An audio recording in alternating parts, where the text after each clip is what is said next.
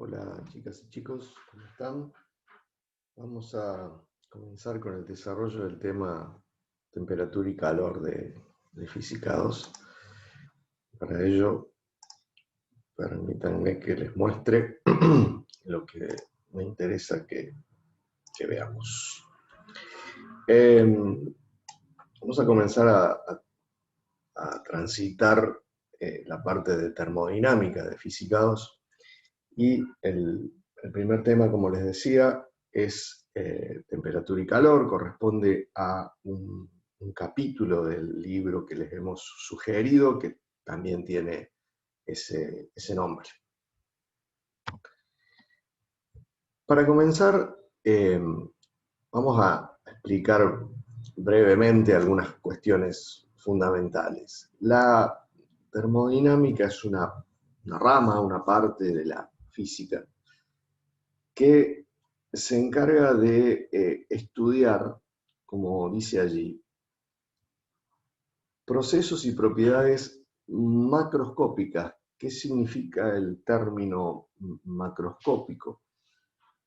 Que son propiedades de una cantidad relativamente grande de ese sistema. Es decir, no nos vamos a meter con las moléculas, no nos vamos a meter con lo que ocurre en un nivel microscópico de ese sistema, sino que vamos a analizar lo que ocurre a escala macroscópica, a escala compatible con nuestro tamaño, digamos. También ahí dice que se trata de sistemas que involucran materia que se encuentra en equilibrio. Ya vamos a precisar un poco esa noción, pero en definitiva, el equilibrio refiere a que hay ciertas variables del sistema que no se modifican con el tiempo.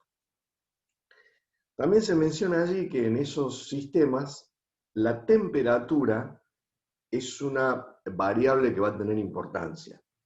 Es interesante este detalle porque si ustedes se ponen a pensar en Física 1, ustedes han estudiado un conjunto muy variable de sistemas, han estudiado cuerpos que tenían cierta masa, han estudiado líquidos, han hecho referencia a algunos gases probablemente, y sin embargo, creo no equivocarme si digo que la temperatura casi no se mencionó. Es decir, la temperatura es una variable que todos reconocemos en nuestra vida cotidiana y que sin embargo, en lo que ustedes han estudiado de física hasta ahora, no se ha mencionado. Bueno, la termodinámica la toma como una de las variables fundamentales. E insisto, la termodinámica no habla de la estructura de la materia, no se mete en cómo está compuesta la materia. Piensen ustedes que, en términos históricos si quieren, la termodinámica se desarrolló entre los siglos XVIII y XIX, por lo menos la termodinámica clásica, la original. Y en esos siglos todavía no conocíamos demasiado sobre la estructura de la materia, así que mal podía la termodinámica hacer referencia a esa estructura. Cada vez que nos metamos con este tema, hablaremos de un sistema que es sencillamente la parte que nos interesa estudiar, es decir, retiramos no es el mejor término, consideramos una parte de todo el universo que es la que nos interesa estudiar y a esa parte la llamamos sistema. El resto del universo es lo que llamamos el ambiente o el entorno, y en general entre el sistema y el entorno hay un límite que es una especie de contorno que puede ser un contorno real o puede ser un contorno ideal. Es decir, no necesariamente el límite tiene que ser algo perfectamente definido en términos físicos, sino que puede ser que nosotros nos imaginemos ese límite que separa el sistema de su ambiente, de su entorno. Según el sistema que elijamos, podemos tener sistemas cerrados o abiertos.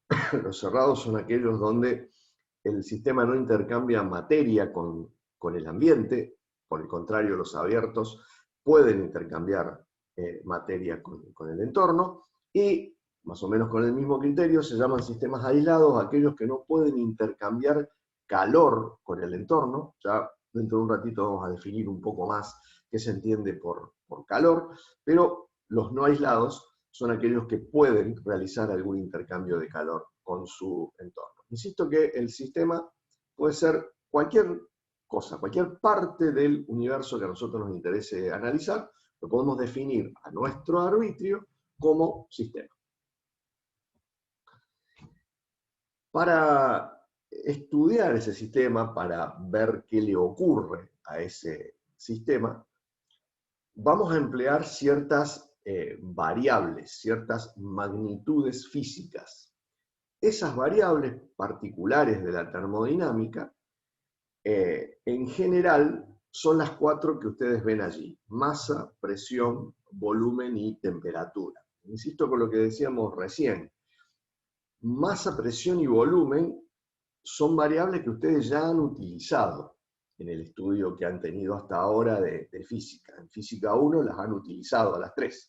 Pero la temperatura, o no la han utilizado, o la han utilizado muy poco. Así que la novedad, digamos, pasa por la inclusión de la temperatura como una variable, como una magnitud física a tener en cuenta. Si para un sistema determinado nosotros hemos establecido qué valor tienen las variables termodinámicas de ese sistema, es decir, hemos establecido qué masa tiene, qué presión, qué volumen y qué temperatura, decimos que hemos establecido cuál es el estado del sistema. Y si ese estado del sistema no se modifica en la medida que el tiempo va transcurriendo, es decir, si los valores de la masa, de la presión, del volumen y de la temperatura no se modifican con el tiempo, decimos que el sistema se encuentra en un estado que llamamos de equilibrio.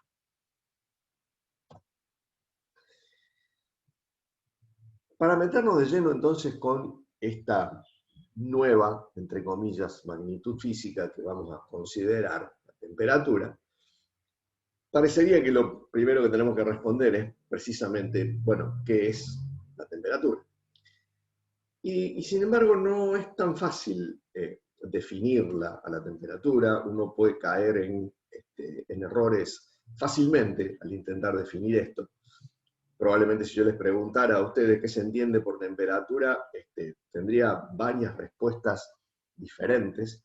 Pero si ustedes quieren, podríamos arrancar diciendo algo bastante impreciso, simplemente para introducirnos en el tema.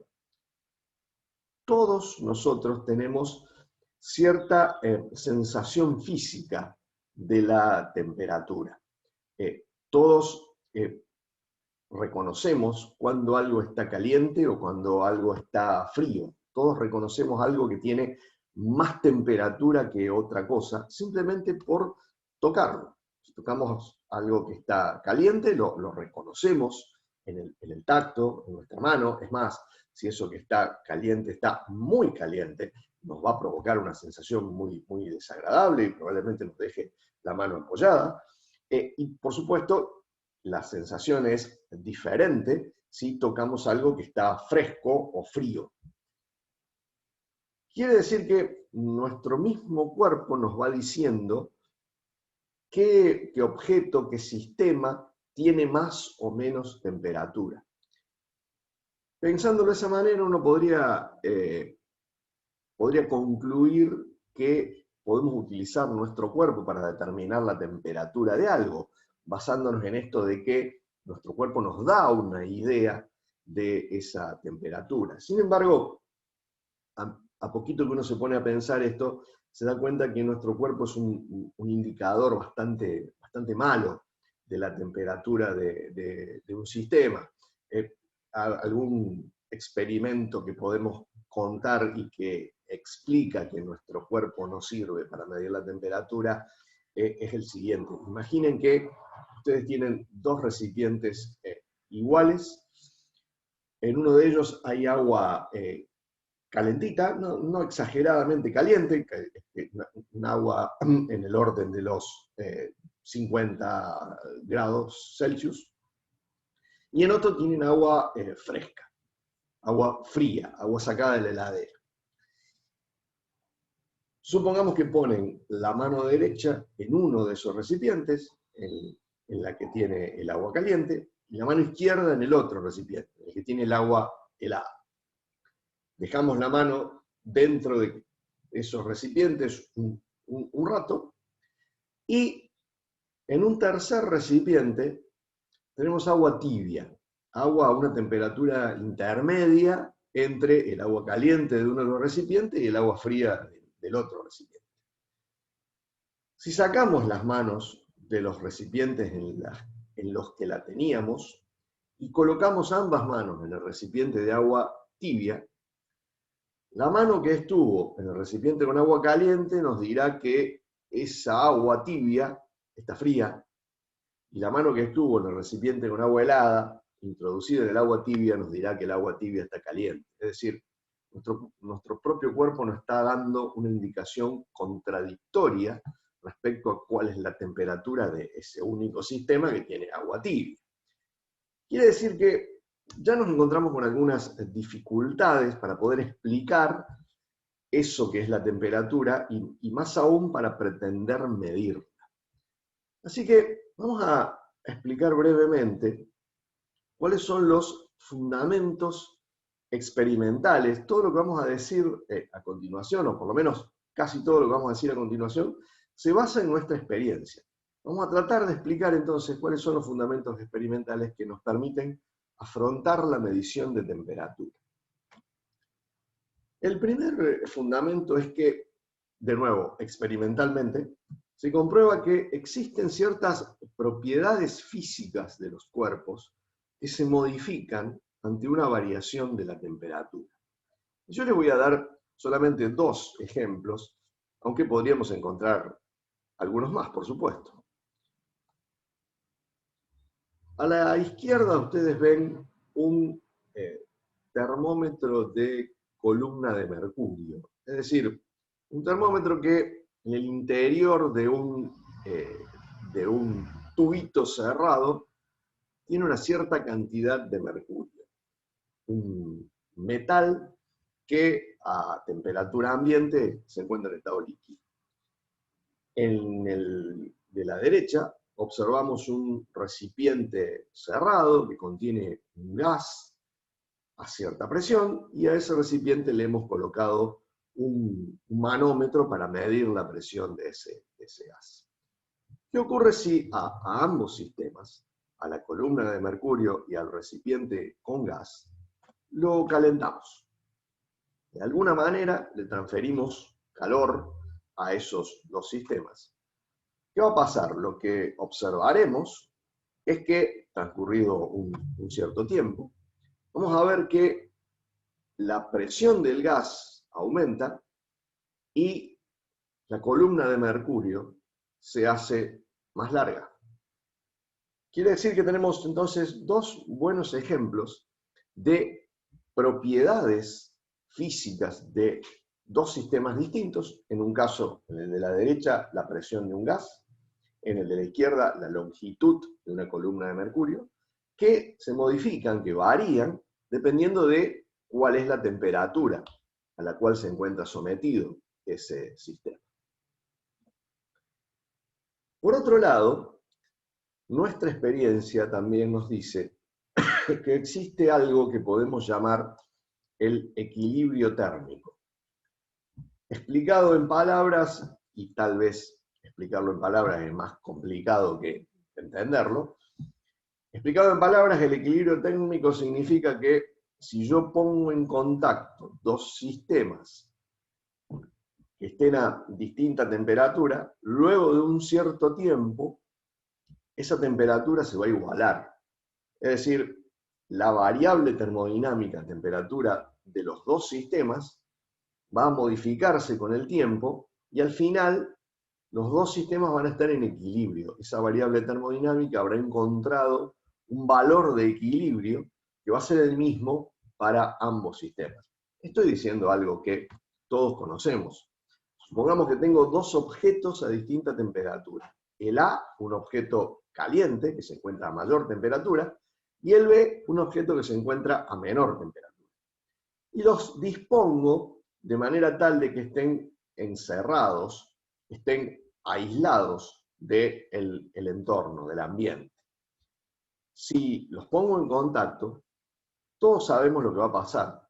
El cuerpo caliente va a calentar al cuerpo que se encontraba más frío, el cuerpo caliente en consecuencia se va a enfriar un poquitito, y luego de cierto tiempo, va a depender de las características del sistema, los dos objetos van a estar en equilibrio. Los dos objetos van a estar a una temperatura intermedia entre la temperatura que tenía A y la temperatura que tenía B. A eso le llamamos el equilibrio térmico, e insisto, es una característica, es un proceso que nosotros comprobamos experimentalmente que ocurre. Otra característica también experimental es lo que se conoce como ley cero de la termodinámica, y que dice que si el sistema A está en equilibrio térmico con B, ¿qué significa eso? En función de lo que dijimos recién, si yo los pongo en contacto, no hay variación en ninguno de ellos de la magnitud física temperatura, de la variable termodinámica temperatura. Si el sistema A está en equilibrio térmico con B, y a su vez B está en equilibrio térmico con C, decimos que el sistema A se encuentra en equilibrio térmico también con C. Cualquiera de ustedes podría decir que esto es una obviedad, que esto es algo que se da siempre.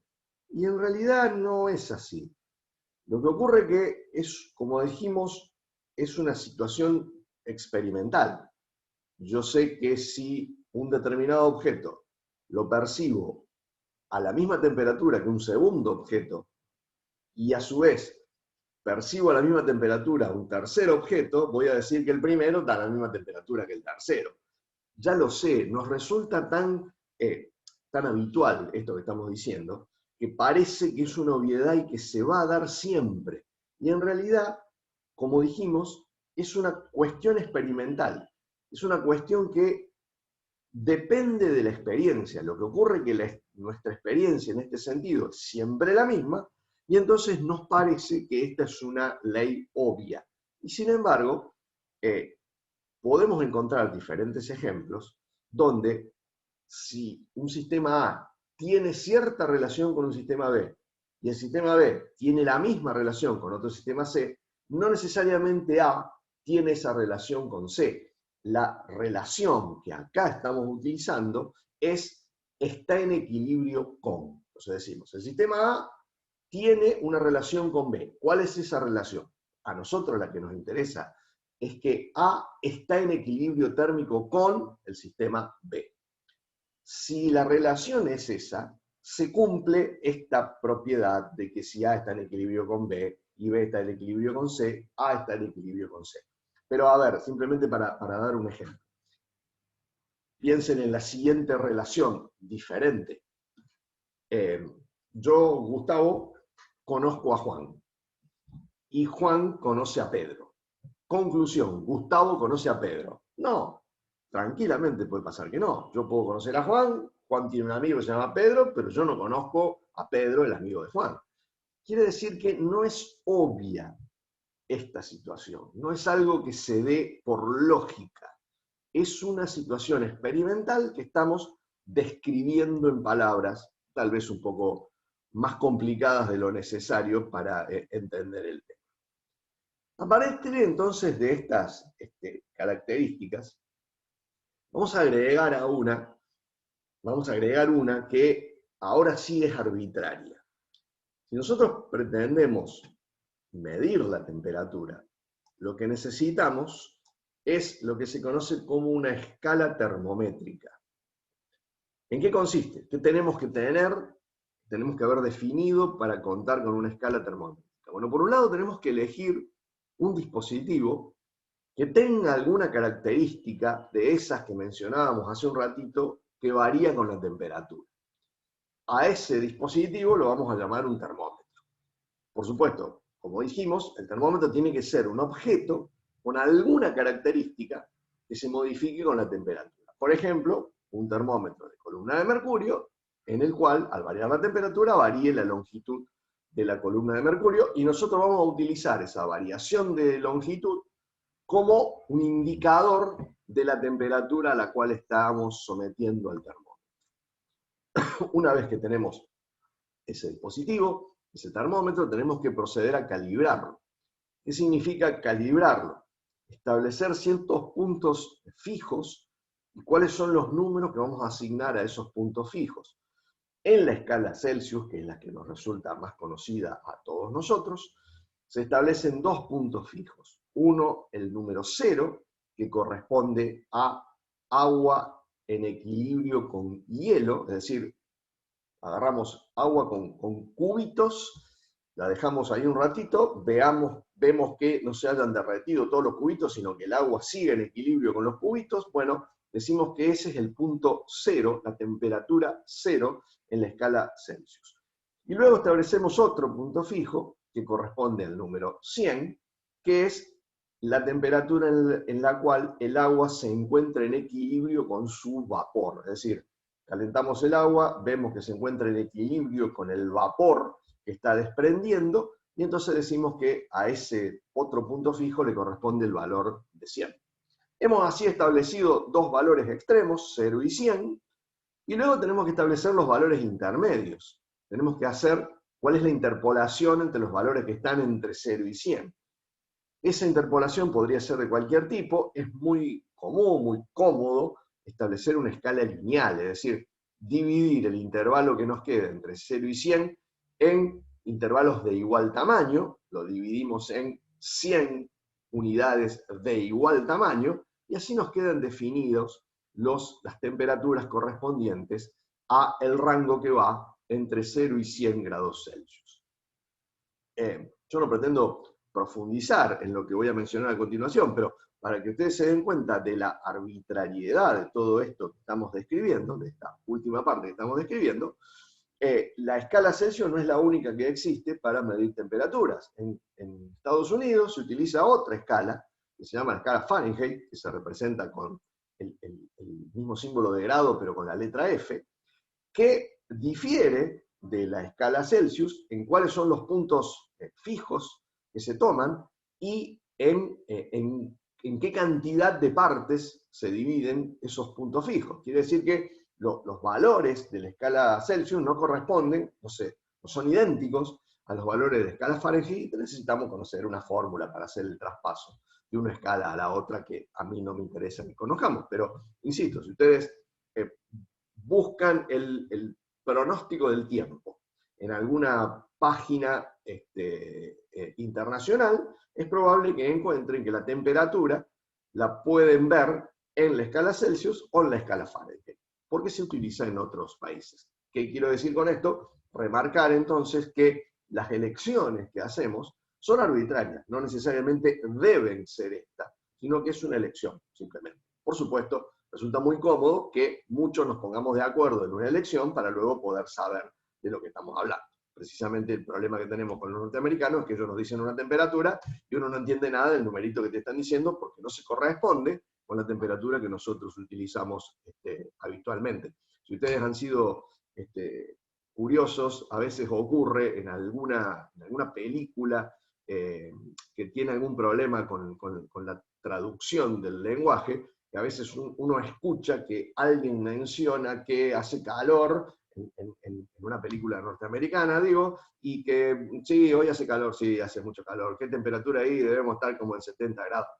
Evidentemente el que tradujo eso se quedó con el número que dijo el actor, que era 70, pero que no se corresponde con nuestra escala de temperatura. No puede ser que tengamos 70 grados Celsius en un día cualquiera. Muy bien. Entonces, a partir de todo eso que hemos mencionado, nosotros podemos hacer la medición de temperatura. En definitiva, ¿en qué consiste la medición de temperatura? Tomamos el termómetro que hemos elegido, calibrado de la manera en que lo hemos calibrado, lo ponemos en contacto con el otro sistema al cual le queremos determinar la temperatura. Sabemos, por lo que mencionábamos recién, que ese contacto entre los dos sistemas, después de un ratito, va a producir el equilibrio térmico de esos dos sistemas, Y en definitiva, luego lo que hacemos para medir la temperatura del objeto que nos interesaba, lo que hacemos es leer la temperatura en otro objeto, en el termómetro, que ha estado en contacto con el primero y por lo tanto, como está en equilibrio térmico con ese sistema que nos interesaba, la temperatura del termómetro es la misma que la del sistema que nos interesaba medir. Y nosotros leemos la temperatura en el termómetro. Eso es lo que hacemos cada vez que nos medimos la fiebre, ahora que está tan de moda. Nos medimos la fiebre cuando nos colocamos un termómetro, por ejemplo, debajo de la axila. Vamos a analizar nuevamente y con un poquito más de detalle lo que ocurre cuando calentamos gas en un recipiente cerrado y, como decíamos, vemos que en la medida que la temperatura se incrementa, aumenta la presión. Si hacemos esa experiencia, si repetimos esa experiencia con gases diferentes dentro del recipiente, o aún el mismo gas, pero con cantidades diferentes del mismo gas dentro del recipiente, vamos a observar, de nuevo experimentalmente, que no obtenemos una única línea de variación de la presión en función de la temperatura, sino que obtenemos líneas diferentes. Insisto, si usamos diferentes cantidades del mismo gas o diferentes gases, no obtenemos la misma línea, obtenemos líneas diferentes, lo cual nos complica un poco, porque va a haber que definir algún gas en particular, entonces, para que todos podamos medir de la misma manera. Ahora, si graficamos esas líneas obtenidas de la manera que estamos describiendo, obtendríamos en un gráfico donde ponemos temperatura en el eje horizontal y presión en pascales en el eje vertical, obtendríamos líneas más o menos como las que ustedes están viendo en pantalla. A alguien se le ocurrió que si prolongábamos esas líneas de manera tal de que corten el eje horizontal, nos encontrábamos con que la prolongación de todas esas líneas llevaba a un único punto. Ese punto, en el cual todas las líneas cortan al eje de la temperatura, cortan al eje horizontal, se corresponde con una temperatura en grados Celsius de menos 273,15. Entonces, alguien dijo, bueno, podemos implementar una nueva escala para medir temperatura. Una escala que vamos a llamar con el nombre de escala Kelvin, y que simplemente lo que hace es correr el valor cero de la temperatura. El cero que habíamos establecido en la escala Celsius de manera arbitraria, como la temperatura correspondiente a el agua en equilibrio con el hielo, ahora lo corremos y decimos, el cero no va a estar más donde estaba, sino ahora va a estar en ese punto de menos 273,15. Hemos construido entonces una nueva escala que se llama escala Kelvin, que se representa con la letra K, sin el símbolo de grado, se usa solamente la letra K, y que por supuesto está relacionada con la escala Celsius de la manera que ustedes lo ven aquí. Es decir, si yo tengo la temperatura en Celsius, para obtener la temperatura en Kelvin, lo único que tengo que hacer es sumar 273,15. ¿Qué pasa entonces si yo ahora corro el eje vertical, corro el eje de presión, de manera tal que esté ubicado en el cero que hemos definido? Bueno, me encuentro entonces que tengo una relación absolutamente lineal entre presión y temperatura. Es decir, que midiendo la temperatura en Kelvin y no en grados Celsius, yo puedo decir que existe una proporcionalidad directa entre presión y temperatura. Puedo establecer esta expresión que ustedes ven acá, que me dice precisamente esto, que hay una proporcionalidad directa entre presión y temperatura, siempre y cuando yo mida la temperatura en Kelvin.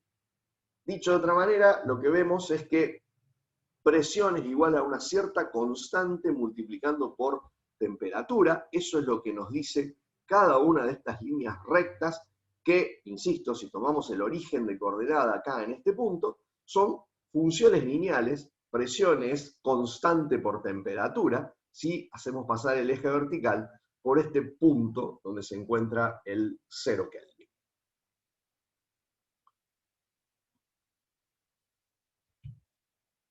Ya lo hemos mencionado recién, pero una de las consecuencias de la temperatura es lo que conocemos como expansión térmica, como dilatación térmica.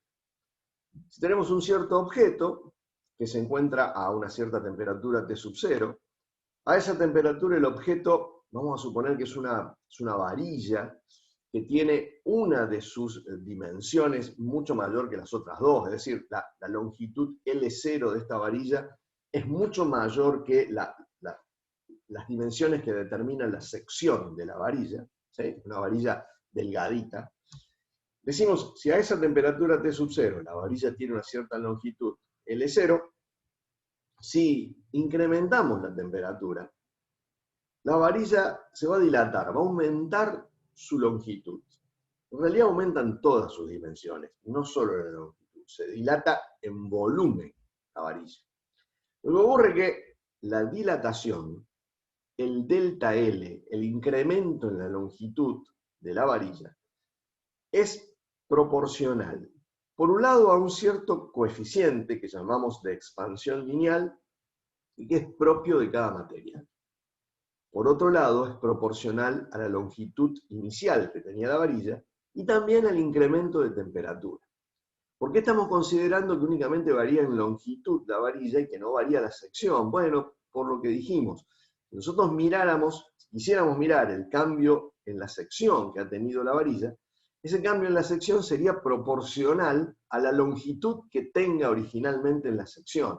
Y como hemos dicho que la longitud de la sección, la longitud que determina la sección, es mucho más pequeñita que el largo de la varilla L0, el cambio en esa longitud que determina la sección sería muy pequeñito y por eso es que lo estamos despreciando en este momento. La nueva longitud de la varilla a la nueva temperatura, la llamamos con la letra L mayúscula, por supuesto, es la longitud inicial que tenía más el incremento en esa longitud. Se puede escribir entonces de esta manera, involucrando al coeficiente de expansión lineal y simplemente sacando L0 factor común, encontramos que esa es la expresión que nos indica cuál es la nueva longitud de la varilla debido al incremento delta T de temperatura. No nos vamos a meter con cuestiones relacionadas, como ya dijimos, con la constitución de la materia, pero sí en algún momento vamos a hacer alguna referencia a esto, a qué se debe, o por lo menos cuál es muy, muy groseramente la explicación que podemos dar de este incremento de la longitud de la varilla cuando aumenta la temperatura. Bueno, que los átomos que se encuentran en la red cristalina, supongamos que esto es un metal, los átomos que se encuentran en la red cristalina de ese metal tienen una distancia de separación entre ellos, una distancia que acá estamos representando con la letra X, y esa distancia de separación está asociada con la energía potencial que tienen los átomos entre sí. En realidad podemos hacer un gráfico, como el que ustedes ven acá, de cómo varía la energía potencial en función de la distancia de separación. En la medida que se va incrementando la temperatura, tenemos distintos valores de energía para ese objeto, y lo que observamos que en la medida que la temperatura es más alta, la temperatura correspondiente a la energía de sub 3 es más alta que la temperatura correspondiente a la energía de sub 1, la distancia media entre los átomos se va corriendo hacia la derecha. Dicho de otra manera entonces, la distancia media entre los átomos en la medida que aumenta la temperatura es mayor, y eso sencillamente es lo que nosotros observamos como esta expansión térmica, como esta dilatación que estamos mencionando. Por supuesto, en la vida cotidiana tenemos muchos ejemplos de situaciones donde se da esta dilatación térmica y los ingenieros hacemos unas cuantas cosas para evitar inconvenientes asociados con esta expansión térmica. Probablemente en alguna de las clases de consulta que hagamos tendremos oportunidad de buscar ejemplos y de discutir esto un poquitito más. En el mismo orden de ideas que veníamos trayendo recién, vamos a seguir hablando de la expansión térmica, pero ahora en un caso particular que es el del agua. En principio, podríamos decir, bueno, al agua le ocurre más o menos lo mismo que le ocurre a la varilla metálica que teníamos recién. En la medida que la temperatura va aumentando, si tomamos una cierta masa de agua y le vamos aumentando la temperatura sin llegar a que llegue a hervir, a temperaturas más bajas, sin que se vaya a congelar, vamos a suponer que mantenemos siempre agua líquida. Lo que observamos es que si el valor de M, la masa de esa cantidad de agua que estamos tomando, no varía, lo que ocurre en la medida que incrementamos la temperatura es que, como veíamos recién, se va expandiendo, es decir, se dilata, aumenta el volumen de esa masa de agua, aumenta el valor de B mayúscula que indicamos acá, y entonces, como el numerador M permanece constante y el denominador B va aumentando, la densidad del agua, el valor gamma, va disminuyendo en la medida que aumenta la temperatura. Y es lo que vemos en este gráfico. En la medida que la temperatura va aumentando, la densidad del agua va disminuyendo simplemente por esa expansión térmica que estábamos mencionando. Hasta ahí, nada raro. Sin embargo, el agua tiene un comportamiento muy particular, muy curioso, en esa zona, cerquita del 0 grados Celsius. Cerquita del 0 grados Celsius, el agua no se comporta como hemos mencionado. Acá tenemos una ampliación de la partecita del gráfico que nos interesa analizar. Supongamos que tenemos una cierta masa de agua, como decíamos, pero ahora imaginemos que vamos enfriando esa cierta masa de agua. Mientras vamos reduciendo la temperatura, ocurre, en principio, lo previsto. Si al aumentar la temperatura el agua se dilata, cuando reducimos la temperatura el agua se contrae, disminuye su volumen y por lo tanto, si disminuye este denominador, si disminuye el volumen, aumenta la densidad. Y eso es cierto hasta llegar a los 4 grados Celsius. En la medida que reducimos la temperatura, disminuye el volumen, aumenta la densidad hasta los 4 grados Celsius. Pero tiene un comportamiento muy especial el agua si seguimos reduciendo la temperatura. Si seguimos reduciendo la temperatura por debajo de los 4 grados Celsius, el agua no se sigue contrayendo, no sigue aumentando la densidad, sino que al revés, el agua empieza a dilatarse. Aunque estamos bajando la temperatura, empieza a dilatarse entre 4 grados Celsius y 0 grados Celsius, el agua empieza a dilatarse y disminuye la densidad. Es decir, la densidad a 0 grados es menor que la densidad a 4 grados. Por eso, si ustedes quieren, los hielos flotan en el agua, porque tienen menor densidad, son más livianitos, tienden a ir para arriba. Por eso cuando ponemos cubitos para preparar el Fernet, los cubitos van a flotar en la mezcla de Fernet y Coca, que básicamente está hecha de agua. Este comportamiento muy particular del agua, cuya explicación no vamos a dar, es decir, ¿por qué ocurre esto? No, hasta acá llegamos nosotros, lo vamos a describir nada más el comportamiento, pero no lo podemos explicar. Para la explicación habría que ir a buscar en la mecánica cuántica y no nos queremos meter con eso.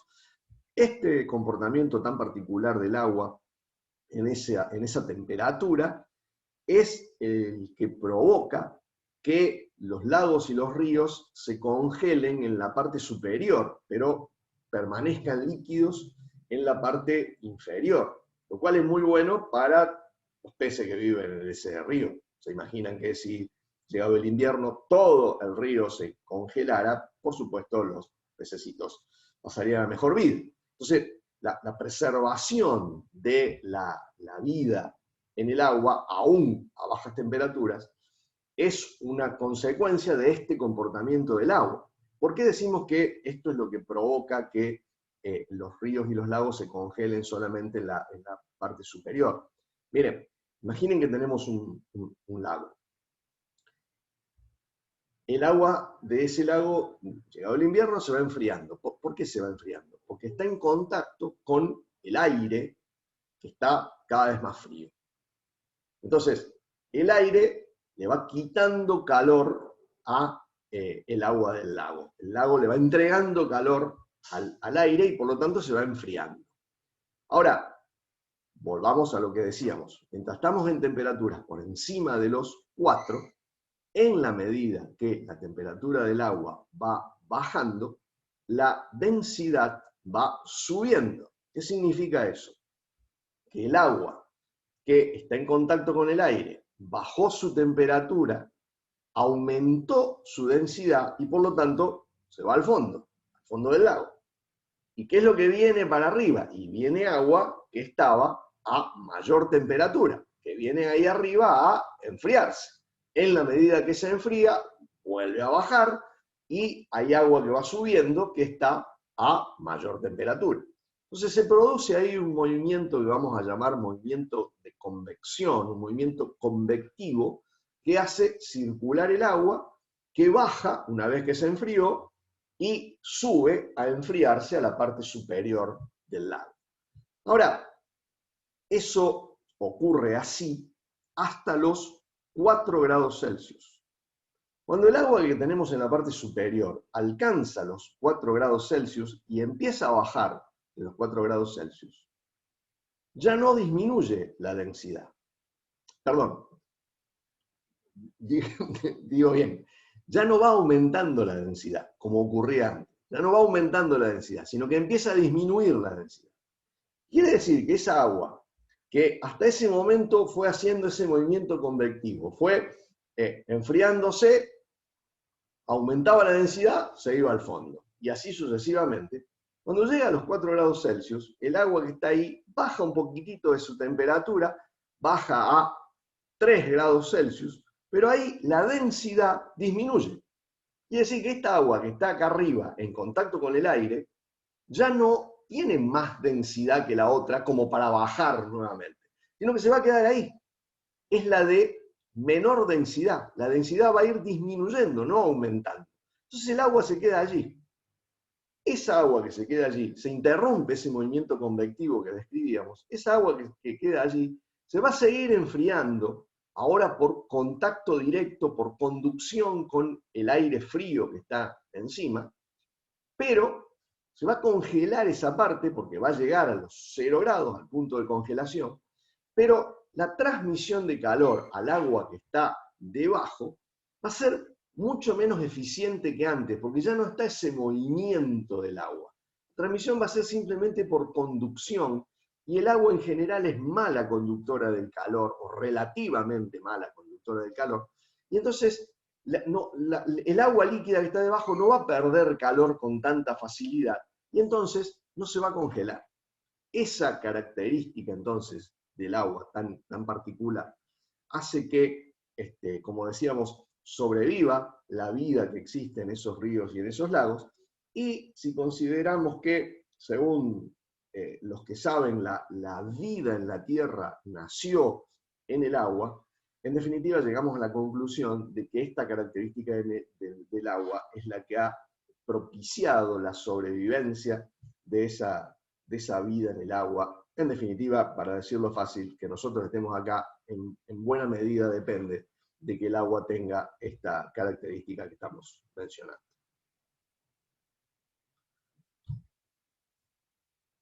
Vamos a meternos con el calor, porque es una expresión, es una variable que vamos a utilizar bastante.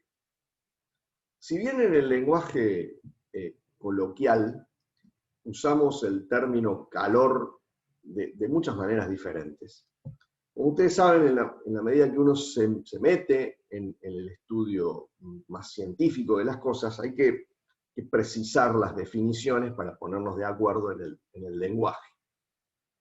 Para nosotros el calor va a ser la energía que se transfiere entre dos cuerpos, uno de ellos a cierta temperatura y el otro a una temperatura diferente.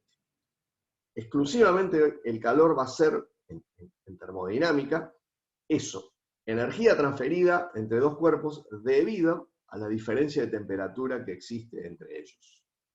El señor que ustedes están viendo allí, que vivió, como ven, en el siglo XIX, yo les decía hace un rato que la termodinámica se desarrolló entre los siglos XVIII y XIX, fue un investigador inglés que hizo muchos experimentos, el que vamos a contar es uno de ellos, y en realidad es un experimento muy simple, pero en definitiva es un experimento fundamental porque nos permite relacionar, nos permite darnos cuenta de que el calor no es más que una forma de energía.